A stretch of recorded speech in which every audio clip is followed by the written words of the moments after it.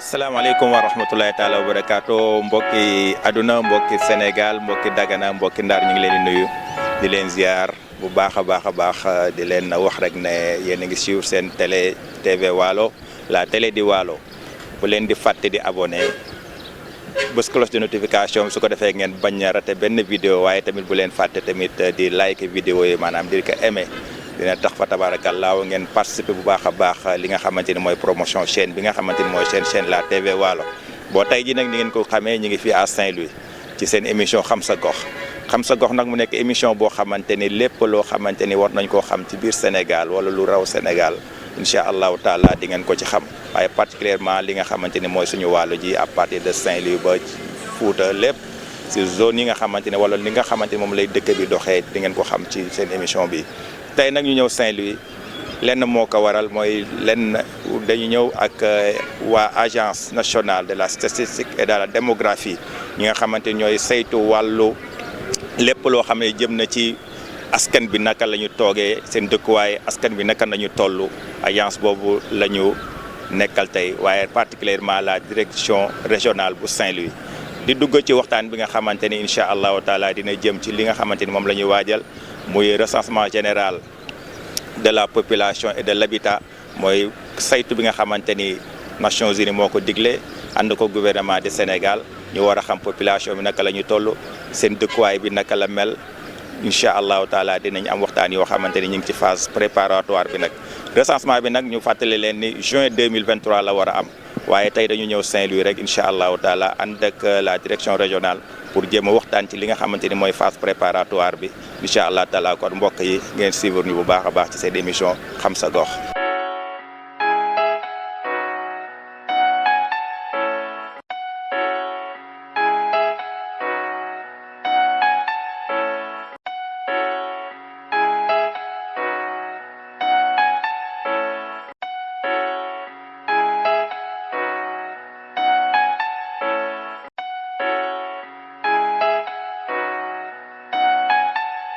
asalaamaaleykum mbokki région de Saint-Louis rawatina mbokki département de Dagana man maay Saliou Mbengue di responsable service régional de la statistique et de la démographie ci région de Saint-Louis ñu ngi ne fii nag ci Saint-Louis ci île bi gannaaw douane booy jëm sud maa ngi fi nekk nag samay naatangoo samay collaborateur sama ndeyjoor ku ñuy wax madame Faye di Ajaratu Gaye moom mooy daanaka suñu assistante fii di liggéey tamit ci données yi nga xam ne ñooy njëg yi ñuy jël ci marché yeeg boutique yi daanaka moom bu ñu ko indee fii moom moo koy saisir waaye moom mooy jël def tamit première correction bi xool li ci baax ak li ci baaxul yeeg mu rectifier balaa ñu koy yónnee Dakar sama càmmañ maa ngi fi ak benn enquêtrice bu ñuy wax Boolo Ba moom tamit ci njëg yi lay liggéey ñuy dem chaque jour ci terrain bi ci boutique yi yeeg marché yi pour xawal njëg yi fan la toll. jërëjëf monsieur Saliou ñu ngi lay nuyu bu baax di la dalal tamit suñu émission xam sa gox ci seen chaîne TV Waalo tey nag ñu ngi ñëw pour waxtaane li nga xamante ni mooy ANDS tey jii mën nga ñu wax lan mooy ANSD. waaw ANSD ci français mooy agence nationale de la statistique et de la démographie su ma ko doon tënk ci wolof mooy kuréel bi nga xam ne gouvernement bi moo ko fi teg ndax pour mu koy saytul lépp loo xam ne mu ngi ci réew moo xam ay nit la moo xam ay njëg la moo xam lu feebar la walla leneen lépp lu ñuy liggéey ak lépp lu ne ci réew mi agence nationale de la statistique moo koy saytul gouvernement moo koy nattal ba xam fan la toll di ko xoolal ndax fi mu jëm baax na walla baaxul. tey ñi ngi jëm ci li nga xamante ni mooy recensement général suñu objectif tey wala suñu ñëw tey fii nga xamante ni mooy ca centre régional bi mu nekkoon ci li nga xamante ni moom la ANSD taxawee ci jëm ci recensement boobu mën nañuy wax ci lan law jublu. waaw pour tontu ci loolu xëy na nit ñi recensement day siiw ndaxte dafa diis day bare lu muy laaj moo tax nit ñi.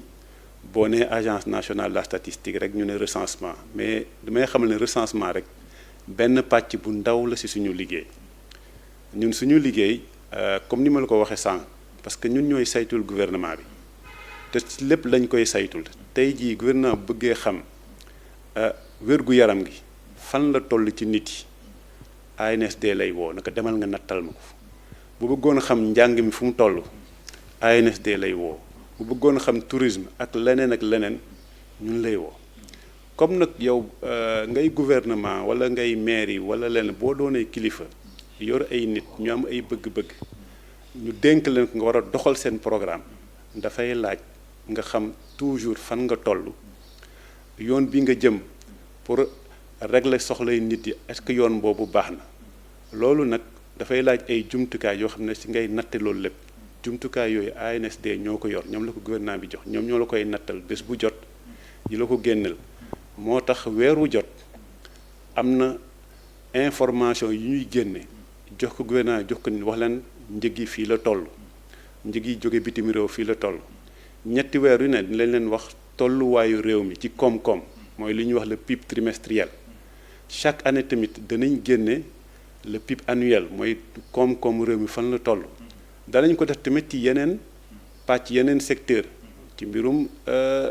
napp gi danañ ko def ci mbirum agriculture danañ ko def tamit ci mbirum xëy ndaw ñi xëyu mag ñi maanaam daal comme ni ma la ko waxee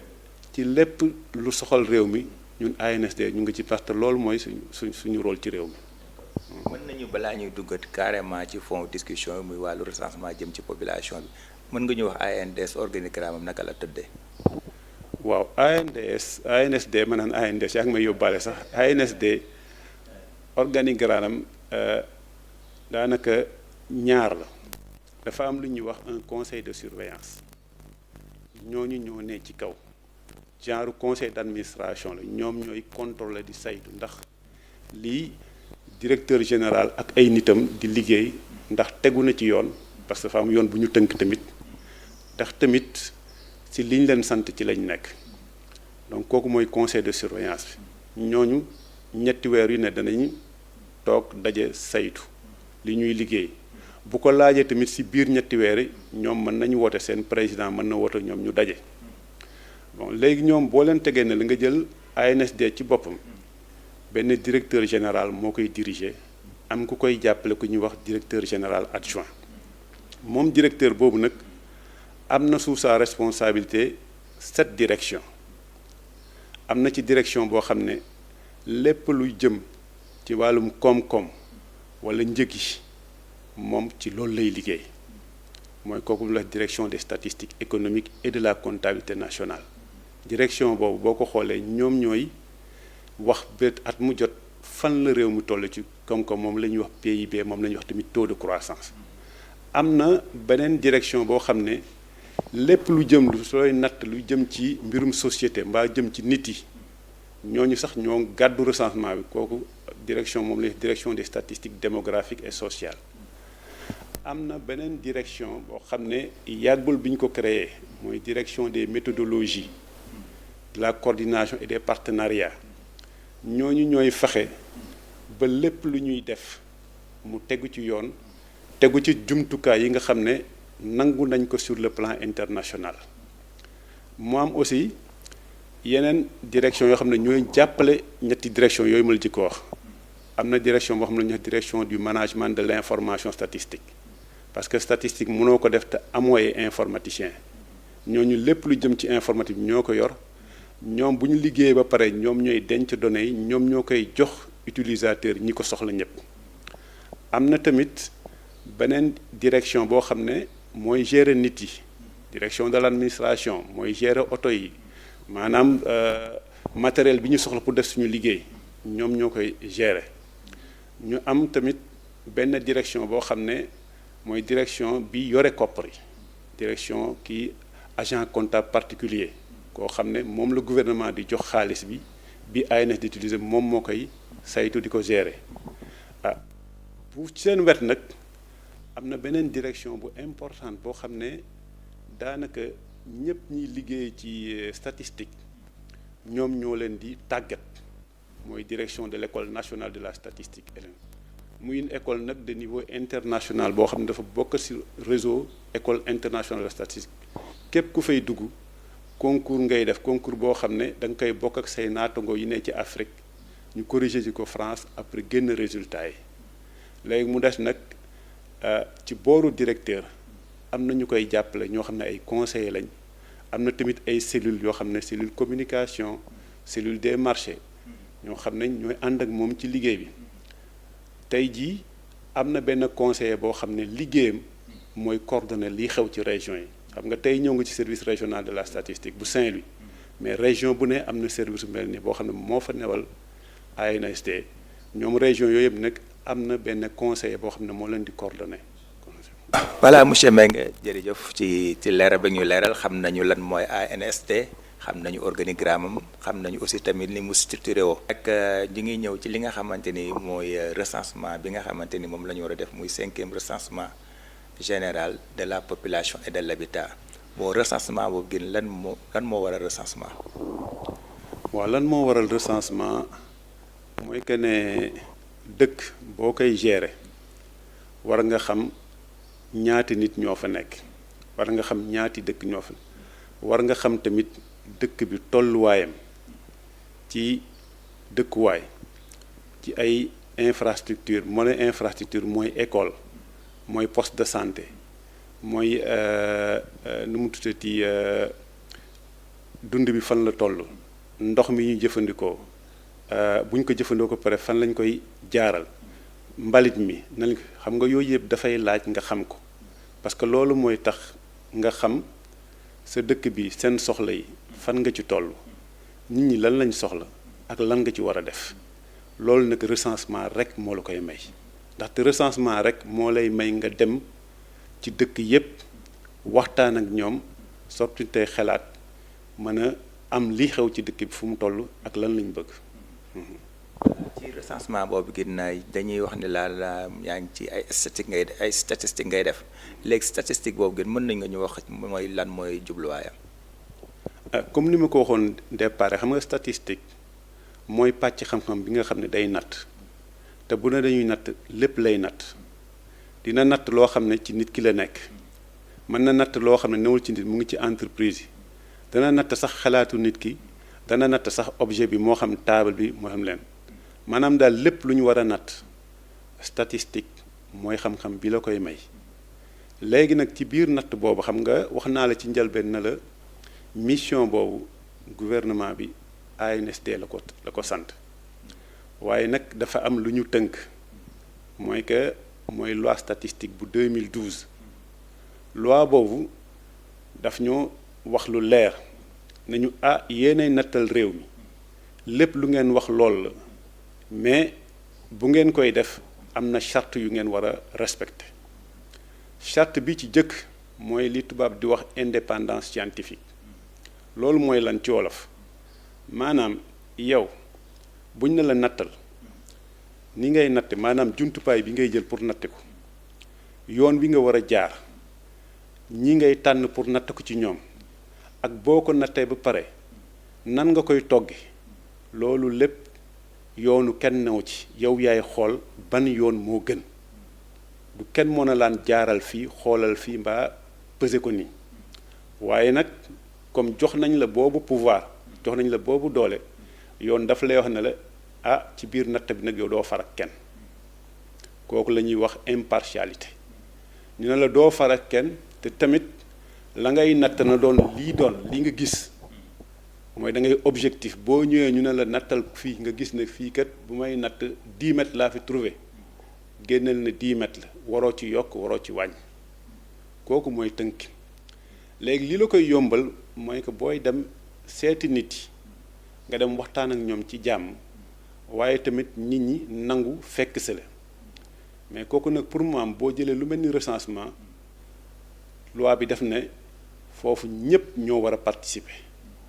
waaye attention nit ñi liñ lay wax loi bi nee ne amoo droit génn ko maanaam ñun ndaw yi ñuy yóbbu pour ñu dem ci waxtaan ak boroom kër yi lépp lu ñu leen wax foofu loi bi nee na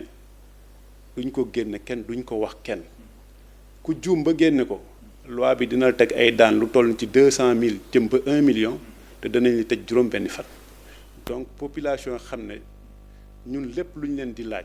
suñu digganteeg ñoom la mënuñu ko génn tant que ñoom joxuñu autorisation waaw. monsieur Mbengue yaa ngi wax ne da ngay laaj population yi question mais question yi est-ce que mën nga ñu wax ci yan fat anam la ñuy laaj population pour ñi nga xam ne ñu ngi lay seetaan di la déglu ñu xam ëllëg tamit su agent yi ñëwee ci yan question lañ leen di laaj. waaw xam nga nit ñi bu ñu nee recensement daanaka nit ñi la xam lu ñuy xool wàññi bi ñuy wàññi nit ki mais recensement ëpp na loolu danañ ñëw waxtaan ak ñoom ci kër yi nit yi fa nekk waaye dinañ leen laaj si tax kër yi amul ñu fi toxu si juróomi at yi passé ndax amul ñu fi toxu ci at mi passé danañ leen laaj tamit ci tolluwaayu jànginu waa kër gi danañ leen laaj ci seen yëngatu ñan ñoo ciy liggéey ñan ñoo ci liggéeyul danañ leen laaj tamit ci seen dëkkuwaay nan la mel ndax ci ay baraak lañ dëkk ndax ci ay tabax ndax ci ay étage lañ dëkk danañ leen laaj tamit ci ndox mi ñuy naan fan lay jóge ndox mi ñuy jëfandikoo fan lay jóge ndox mi bu ñu ko jëfandikoo ba pare fan lay dem ndax dañ koy tuur ci mbedd mi wala dañ koy jaaral ci ay nu mu tëtti égout ak leneen mbali mi tamit danañ leen ci laaj danañ laaj tamit jigéen ñi seen njur danañ laaj tamit ci ñi fi jot a wàññi ko ci at mi pass moo nga xam ne recensement ëpp na fuuf li ñu ñii dañu yaakaar ne compter nit rek la waaye ëpp na fa parce que loolu mooy tax gouvernement bi xam nit ñi seen dëkki nan la mel ak fan lañ toll ak seen aajo yi nañu recensement dañ koy def par fukki at yu nekk lañ koy def lan moo waral ñu koy def par fukki at. waaw li ko waral mooy que ne recensement dafa diis na diisaay boo xam ne boo ko doon xayma ci xaalis ay milliards te loo xam ne da ngay xëy rek mën ko def tey dafa am toujours préparation bu gudd bu mu laaj tey jii bu ñu ne la recensement bi ñu ngi koy def 2023 jàppal ne lu bu dee 2019 commencé nañ diñ ci liggéey te xam naa dinaa ko gën a yaatal sax bu ñu ñëwee ci pàcc recensement bi nga gis ne lu gudd la lu diis la te dafay laaj xaalis bu bare ak nit ñu bare di ci jàpp jamono ji may wax ak yow nii am na équipe boo xam ne mat nañ juróom fukki nit yoo xam ne ci recensement kese li ñuy liggéey. voilà monsieur Mbengue jërëjëf bi ñu expliqué li nga xamante ne mooy recensement ak lan moo waral ñu koy def par 10 ans yaakaar naa askan bi xam nañ comprendre nañ léegi lan moo tax waral loolu beneen bi ñu bëggoon xam rek mooy yan anam ngeen di jaar maanaam étape yi ngeen di jaar pour def loolu ci yan anam ngeen koy defee. waaw recensement bi boo ko doon classé ay étape am na juróom benn étape yu toppante te mënoo ci tëb benn bii ci jiitu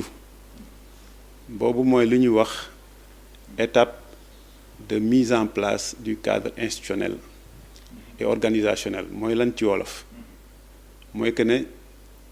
fa ngay commencer mooy dañ lay jox ndigal fu muy jóge ci président de la république moom mooy signer décret ne defar leen ma recensement bi moom bu signer décret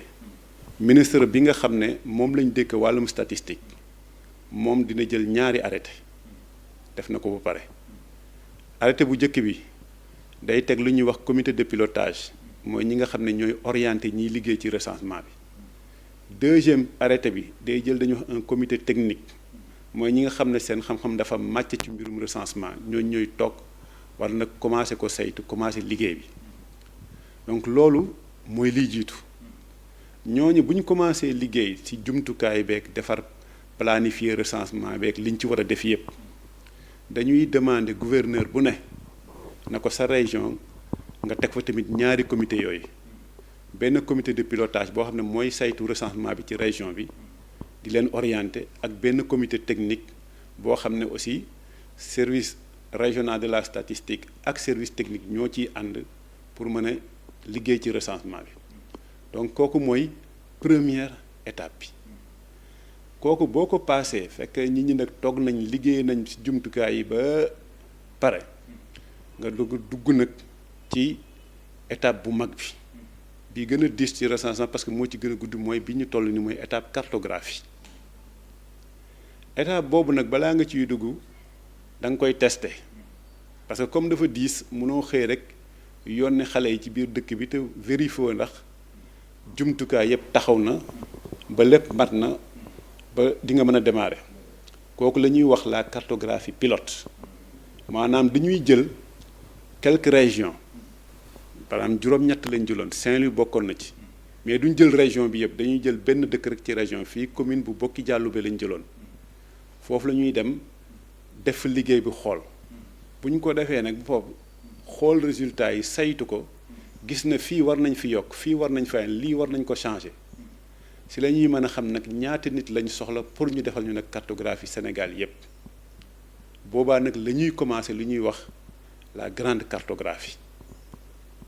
mooy étape bi ñu toll ni commencé na mat na weer ak ay fan ci biir Sénégal yépp daanaka am na 60 équipes juróom benn fukki équipe yu fi nekk équipe bu ne juróomi nit la am na chef d'équipe am na ñetti cartographe yu ànd ak moom ak benn chauffeur ñu jox leen oto ñoom ñooy wër dëkk bi boo jëlee région de Saint-Louis bi am na fi ñetti équipe yu fi ne ñoo xam ne ñoo war a cartographier région bi yépp cartographie mooy lan ci wolof xam nga ne recensement dañ ne la da ngay dem ci dëkkuweeg dëkkuwaay yi pour waxtaan ak nit yi ngoon war nañ xam kër yooyu ak nit ñooñu fan lañ nekk loolu la cartographie de cartographie mooy dessiner dëkk yépp ak kër yépp ci carte loolu la ñuy jox agent recenseur bi en juin 2023 na ko dëkk bii lañ la jox dëkk bi fii la commencé fii la yem boo demee di nga fa gis dispensaire bi di nga fa gis école bi di nga fa gis cimetière bi chef de village bi nii la tudd lii mooy numéro téléphone am sa liggéey fii la yem dañ ci dolli sax na la boroom kër yi fa ne seen tur yaa ngi nii loolu mooy njariñu cartographie. cartographie bi tabarka d'une manière générale li ñu ko defee ci territoire national bi mais dañu bëggoon xam rek au niveau de la cartographie fan dañ ci toll fii ci région de Saint-Louis exactement. waaw fii ci région de Saint-Louis ñetti équipe yëpp ñu ngi actuellement ci commune Saint-Louis daanaka presque pare nañ def nañ commune de Saint-Louis def nañ commune de Gandon def ñu ngi ci commune de Pal tamit daanaka presque pare nañ Jabeen Gandiol am naa yaakaar ne weer wi ñu fekk weer wi dee sax mën nañ pare Saint-Louis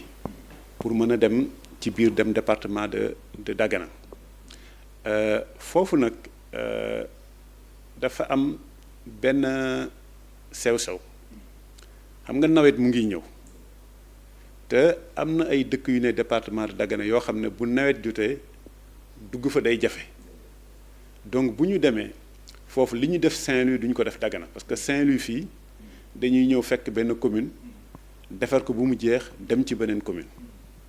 mais fële dañuy jëkkanteeg ndox mi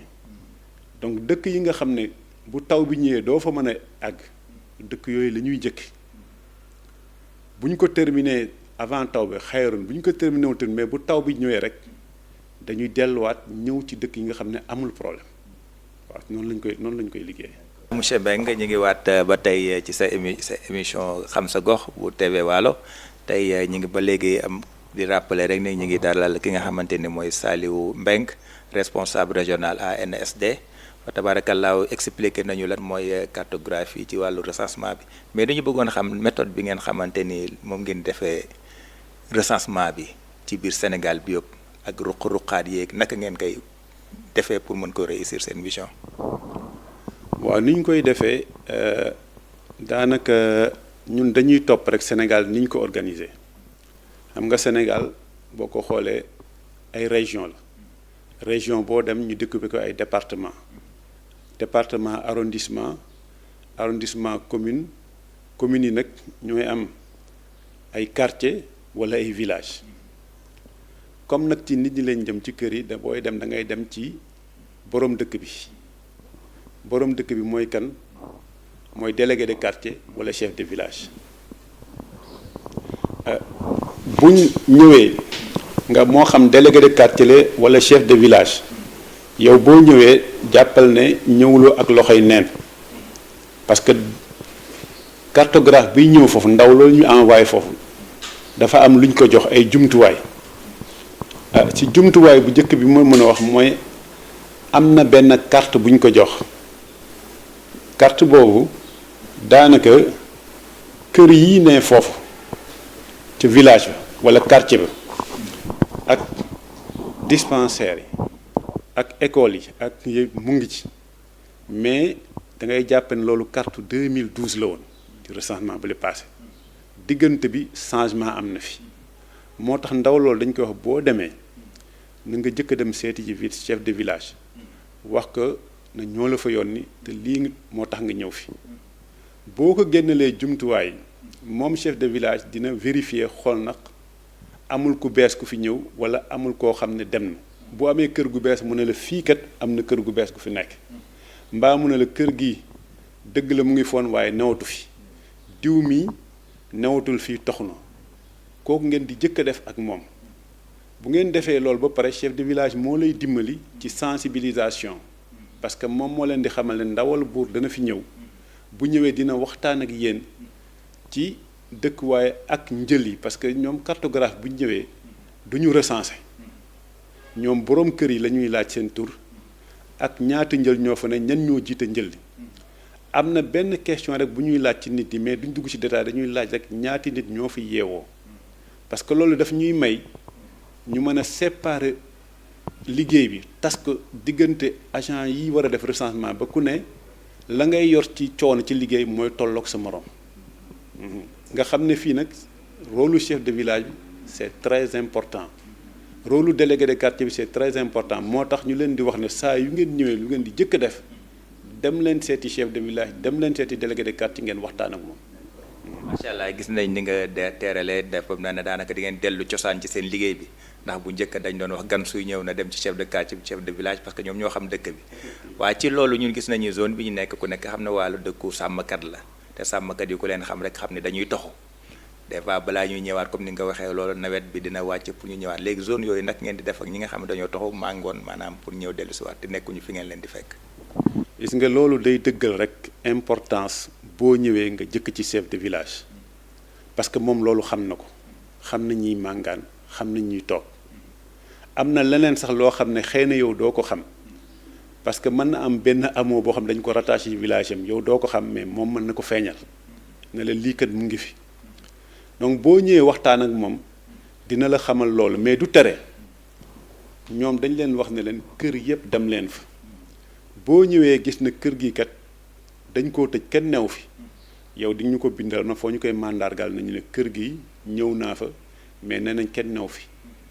waaye chef de village nee na ma borom kër gi nii la tudd nga jël ko gis nga kooku màngaan am na fu mu ne Sénégal suñuy ndaw yi wër dëkk bi dañ leen di wax képp ku génn taseel kuy màngaan am na benn jumtubaay bu ñuy wax la fiche de transhumance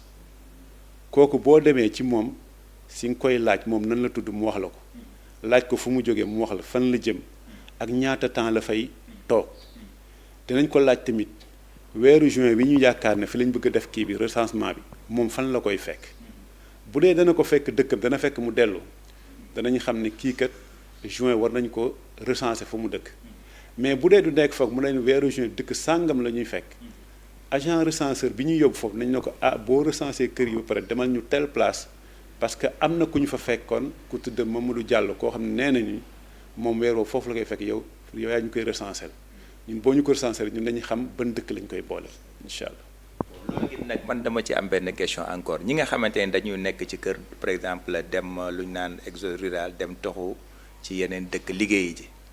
mën naa ko bañ tuddee sax exode rural mais dañu dem pour daan seen doole Dakar comme ñi ngi ci zone bi te des fois dañuy gis famille yoo xam ne daanaka presque mën naa 2 tiers yëpp dañu génn ñoo ji noo leen di compter pour recenser leen wala fi ñu nekk lañ leen di recenser. waaw ñooñu ngay wax man sama kaal man sama famille mu ngi Dakar mais man maa ne fii Saint-Louis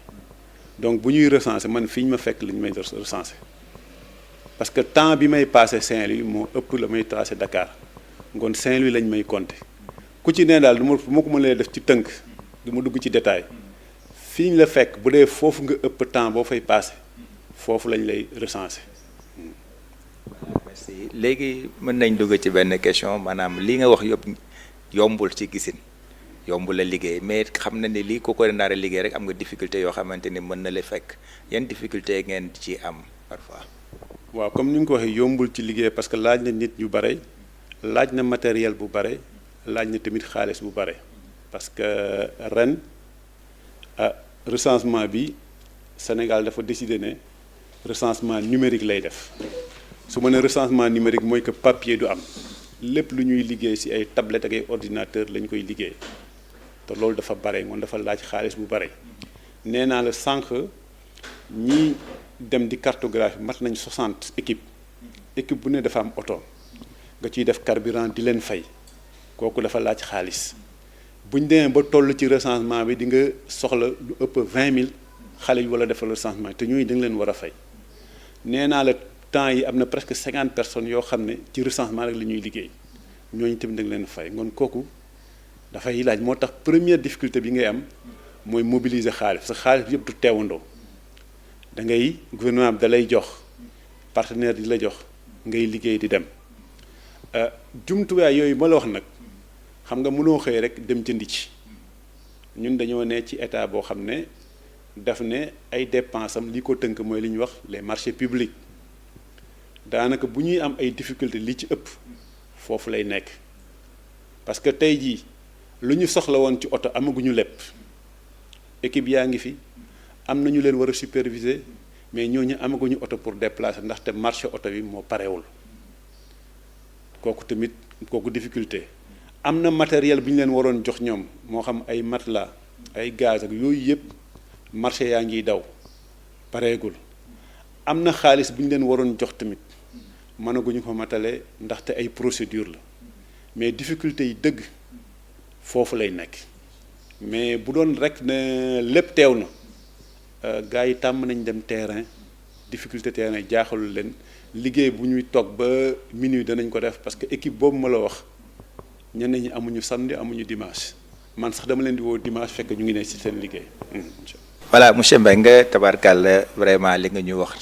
set na leer na vraiment population bi tamit yaakaar naa dégg nañu li nga wax ci wàllu recensement ak ku si nekk tamit di nga xam sa taxawaay mais am na lu nga xamante ni tudd nga ko léegi wax ko ci équipe bi ni ngeen nar a liggéeyee wax nga déjà pour l'instant sax duggaguñ ci recensement bi directement mais tudd nga tamit 60 équipes yoo xam ne ñu ngi ci terrain pour def cartographie bi mais suñu demee ba toll ci li nga xamante ni mooy recensement bi wax ko tamit di nga am ay jeunes yoo xamante ni war nañ leen jël ñooy dugg ci kër yi def recensement bi à partir de liggéey bi nga xamante ni les cartographes def nañ ko léegi mën nañu wax ni recrutement bi ngeen nar a def ci jeunes yi naka lay demee au niveau du Sénégal ak. waaw laaj nga ma nag question bu am solo boo jëlee Sénégal yëpp soxla nañ 27 500 jeunes yu ñu war a recruter pour former leen boo jëlee région de Saint-Louis soxla nañ 1768 jeunes léegi nan lañ leen di recruter kenn du leen recruter à partir de Dakar ku ci ne département bi ngay liggéeyee moo am benn commission départementale boo xam ne préfet moo koy teg ànd seeg ay chef de service am ñu koy jàppale dina mat 5 ANSD dinañ ko indil kenn koo xam ne ñëw jàppale leen pour dimbali leen ci liggéey bi commission yooyu nag ñoom ñooy recruter képp kuy liggéey ci département bi ñoom balaa ñuy commencer ANSD dina leen yónnee ne leen commune bu nekk nangami jeune lañ ci soxla jeunes yi critères yi la ñu ngeen leen di recruter dana fekk booba ñu ubbi appel à candidature maanaam dañuy joxe benn lien internet bu ko defee jeune bu ne fa nga toog ak sa portable mën nga sax dugal sa candidature booy dugal sa candidature di nga wax ne man commune bii ci région bii laa bëgg liggéeyee bu ko defee ñun duñu dajalee candidature yooyu yëpp nag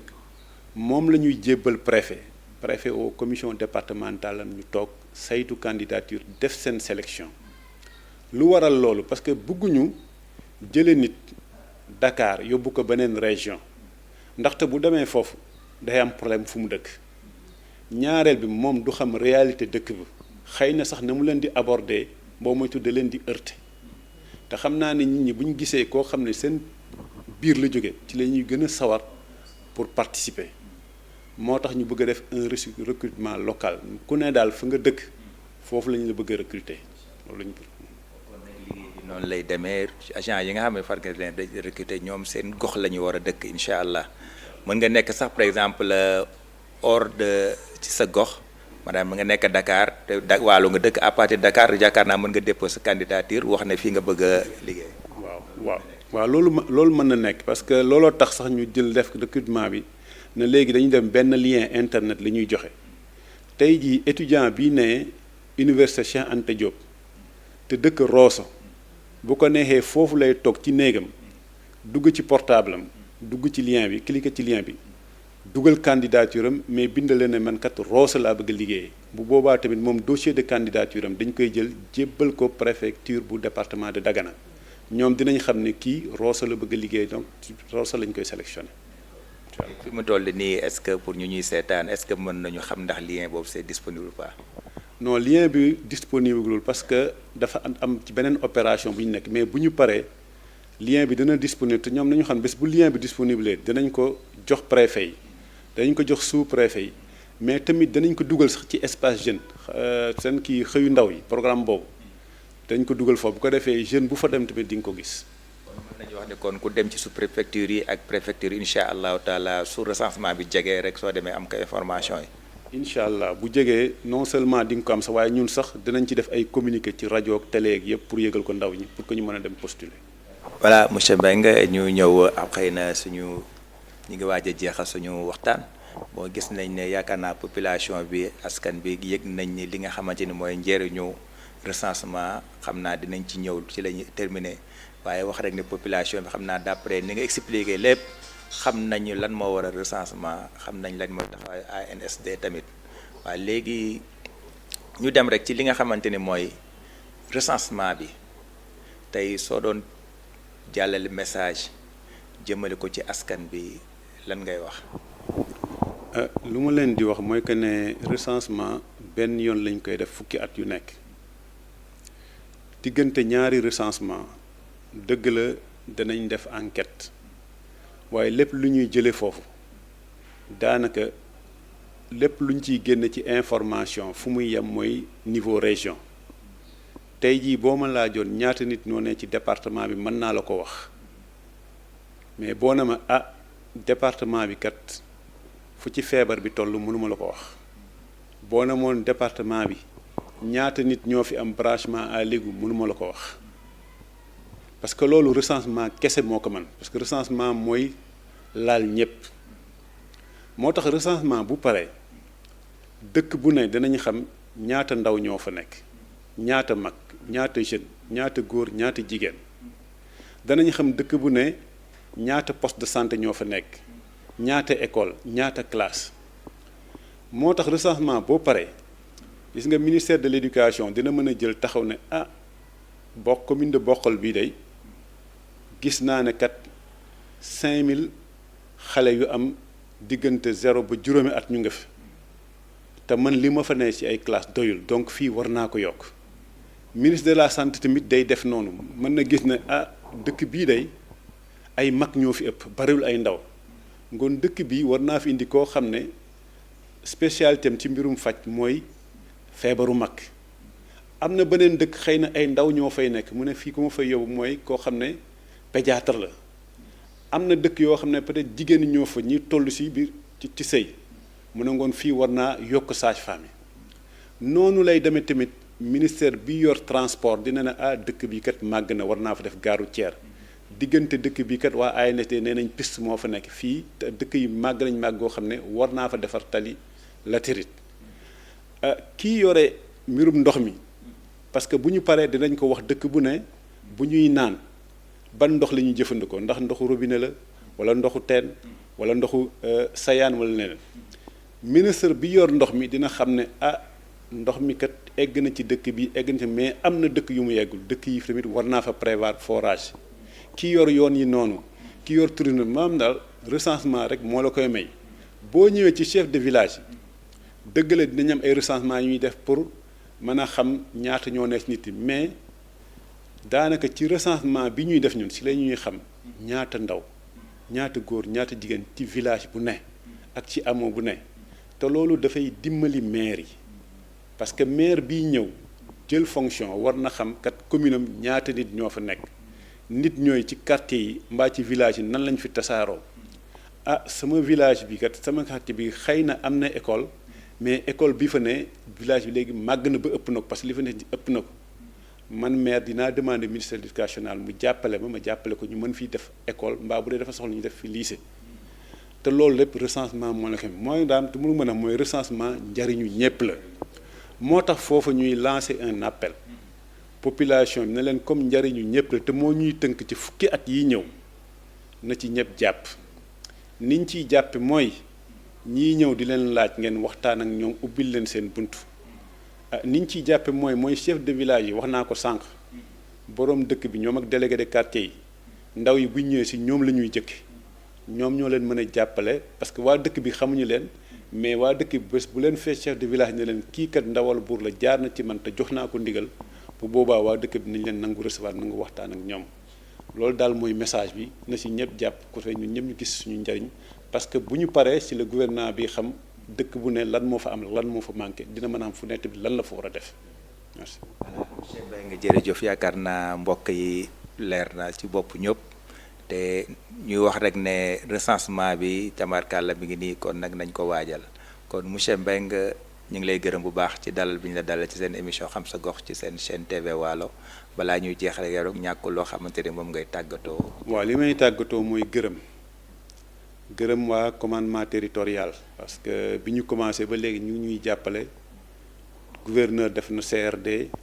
préfet yëpp def nañ seen CDD sous-préfet organiser nañ ñu CLD te yooyu yëpp dañ ñëw taxaw wax ak nit yi wax leen lan mooy recensement fan lañ ci toll ak lan lañ bëgg nan lañ bëgg ñoom ñu gunge ñu mais xam nga loolu du doy lu mel ni émission yi ci la ngay mën a am occasion boo mën a wax ak waa dëkk bi yëpp moo tax yéen tamit ñu leen ciy gërëm bu baax di lancer appel na lii nañ ko dupliquer ba mu gën a bare di gërëm tamit sama waa service ñoom ñi may jàppale ci liggéey parce que man kese mënuma ko doxal am na ci yoo xam ne ñoom ñoo ma ko gën a xam parce que ñoom ñoo koy dund ñu ma koy vivre sur le terrain di gërëm tamit suñu niveau central parce que boobu ba léegi tamit ñu ñuy gunge saa yu ñu amee difficulté woo leen ñu seet nuñ ko régler tey jii su ma la wonoon groupe WhatsApp bi gars yi di wax kii problème yi di nga ne mais ña fa ne di liggéey dafa mel ni amuñu guddi amuñu bëccëg amuñu dimanche sax da nga leen di gis ñuy tontu ay laaj di régler ay problème mais loolu lépp projet noonu lay doxee projet bu mel nii am ampleur bu toll nii xam ne benn yoon par 10 ans dafa laaj ay sacrifice et heureusement ñëpp noonu lañ ko comprendre nañ ñaan yàlla mu continuer noonu rek wax salaam. waaleykum salaam waaw monsieur Mbengue jërëjëf mbokk yi ñu ngi leen nuyuwaat di leen wax rek ne ñeen a ngi nekkoon ci seen émission xam sa gox bu seen chaîne la TV Waalo tey ñu ngi woon fii Saint-Louis présentement ñu ngi ci buntu direction wala service régional de la statistique ñu sekkoon waxtaan ak ki nga xamante ni mooy monsieur Saliou Mbengue muy responsable bi ba tabaarakallaahu lépp nag lënkaloo ak ANSD ñu doon waxtaan ci wàllu recensement bi nga xamante ni moo la ñu war a def en juin 2023 recensement bi jëm ci population comme ni ñu ko waxoon kon mbokk yi waxtaan baa ngi noonu di leen ñaan rek lépp liñ ci wax fa tabaaraka dégg ngeen ko di leen wax rek ne yàlla na yàlla defal dégg ak topp ci loolu ñu gën a jàppale suñu bopp xam ne lii yëpp njëriñu askan bi la kon nag mbokk yi ñu ngi leen jox dig daje incha allahu taala beneen yoon ci seen émission xam sa gox ci seen chaîne la TV Waalo di leen wax rek ne bu leen fàtte di abonné bu leen fàtte aussi tamit di bës cloche de notification bi su ko defee ngeen bañ a raté benn vidéo waaye tamit dee leen like vidéo yi su ko defee promotion chaîne bi gën a mën a dox jëm ci kanam vive la télé di Waalo vive TV Waalo jërëjëf mbokk yi kon wasalaamaaleykum wa rahmatulahi taala wa barakaatu.